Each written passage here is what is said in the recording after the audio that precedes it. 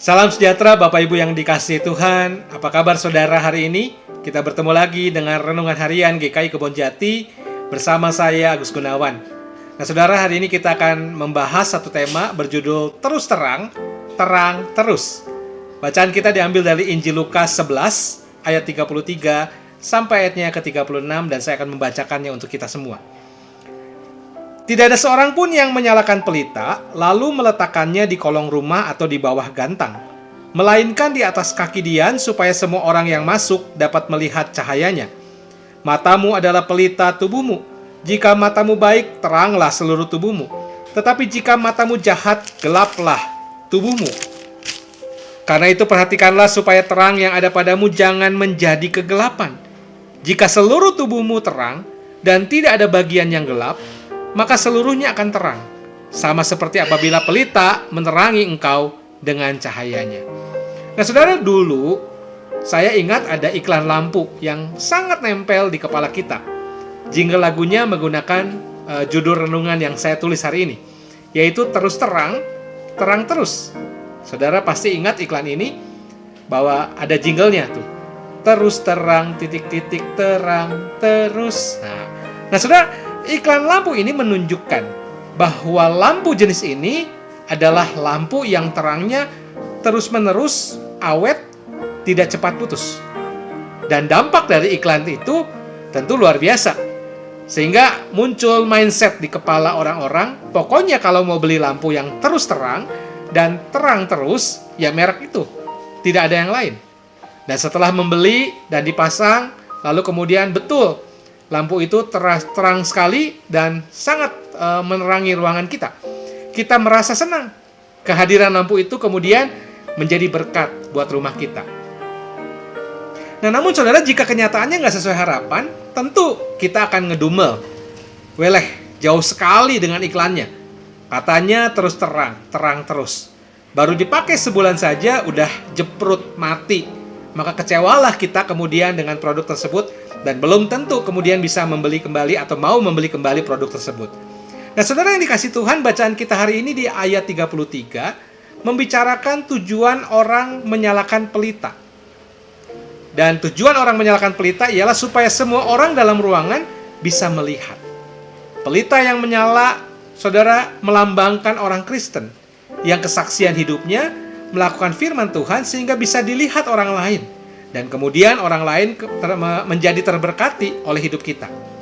Nah saudara, Matius 5 ayat 16 mengatakan, hendaklah terangmu bercahaya di depan orang, supaya mereka melihat perbuatanmu yang baik dan memuliakan Bapamu yang di sorga.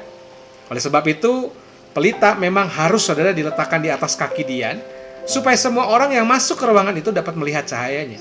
Maka kalau kita mengaku sebagai orang-orang Kristen, orang-orang yang percaya kepada Kristus, tentu hidup kita juga harusnya melakukan firman Tuhan dan menjadi terang.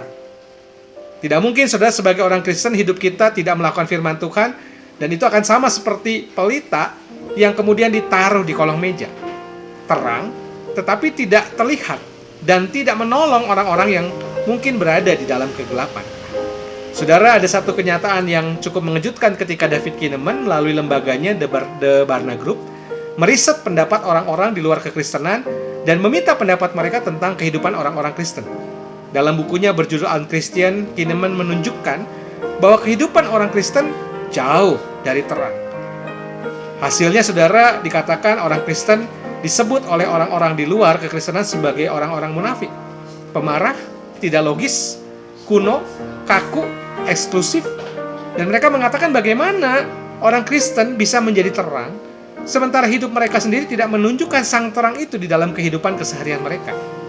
Dan itulah contoh dari kehidupan orang Kristen yang kemudian dikatakan mengecewakan sehingga tidak menjadi terang bagi kehidupannya. Maka itu saudara, ayat 34 dan 36 dalam bacaan kita menjelaskan mengenai mata sebagai sarana terang masuk menerangi tubuh. Namun saudara, kadang-kadang mata menerima sesuatu yang bukan dari terang, melainkan dari kegelapan. Dan pengajaran Yesus di dalam pasal 11 ini mengingatkan agar kita menjaga mata kita, atau apapun pintu masuk ke dalam kehidupan kita, di mana kita harus hanya menerima terang firman Tuhan. Dan kemudian kita juga terus menyaring semua hal apalagi kegelapan, jangan sampai masuk ke dalam kehidupan kita. Kita perlu menjaga kehidupan kita tetap di dalam terang dan berjuang agar tidak menjadi padam. Maka itu jika seluruh tubuh kita diliputi terang firman Allah, maka tidak ada bagian dari hidup kita yang kemudian menjadi gelap.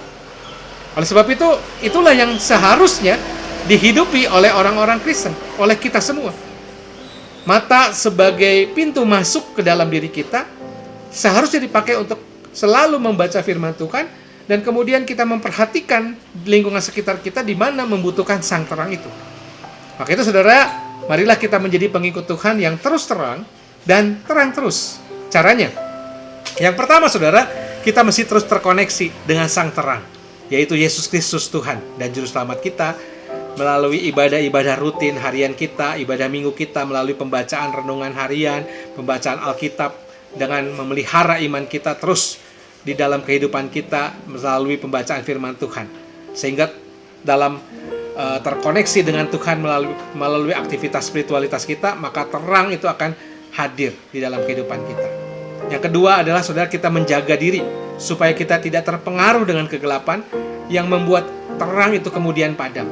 Intinya adalah jangan berkompromi dengan hal-hal yang menimbulkan dosa dan melukai hati Tuhan. Yang ketiga saudara, mari ketika kita memiliki terang itu, berbagilah terang itu kepada sesama yang membutuhkan. Tuhan memberkati kita. Amin.